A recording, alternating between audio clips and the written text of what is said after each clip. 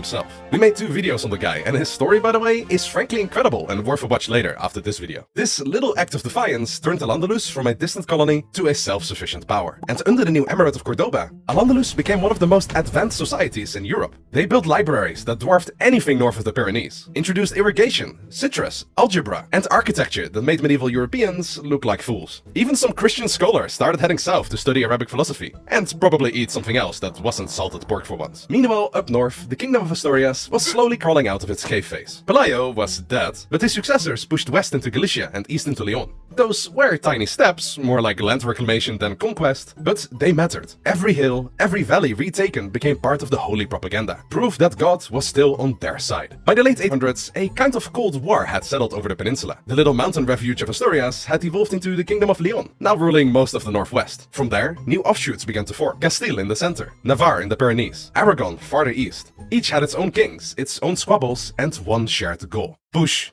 south. Back down in Al-Andalus, the Muslims in the meantime had their own glow-up moment. Under Abdulrahman III, who came to power in 912, Cordoba became a literal beacon of wealth and learning. He stabilized the borders, crushed rebellions, expanded trade with North Africa, and in 929 went a step further, proclaiming himself no longer emir, but caliph of Cordoba, essentially equalizing the country to the Abbasid caliph in Baghdad. A legendary win for the Muslim world. But naturally, even golden ages come with cracks. The caliphate's prosperity depended on unity. Arab elites, Berber soldiers, local converts, and Jewish administrators all working together. And if there is one thing the Iberian Peninsula hates more than peace, it's cooperation. When Abdulrahman III and his brilliant son Al-Hakam II died, the Muslim system started to wobble. And shortly after, in the year 1009, Cordoba descended into a Muslim civil war. A brutal power struggle that tore the caliphate apart. And as a result, not even 20 years later, Al-Andalus had shattered into dozens of taifas, independent Muslim city-states that were constantly undermining each other. In short, the south was burning itself down. Meanwhile, the Christians in the north smelled the opportunity. Their enemy had just split into 20 different pieces. And in a scenario like that, even a cave kingdom can start dreaming big. It was finally time for the Uno reverse. Leon, Navarre, Castile, and Aragon began pushing south, taking fortresses one by one. If you are a Christian, you are probably super hyped right now, but it wasn't an epic steamroll battle. It was more like a centuries-long slow grind. Like a really long chess match of raids, sieges, marriages, and betrayals. Now don't get me wrong, because the Christian forces wanted it to take long, because their biggest ally at the moment was time itself. Remember, the taifas didn't just fight the northern kingdoms, they were also fighting each other.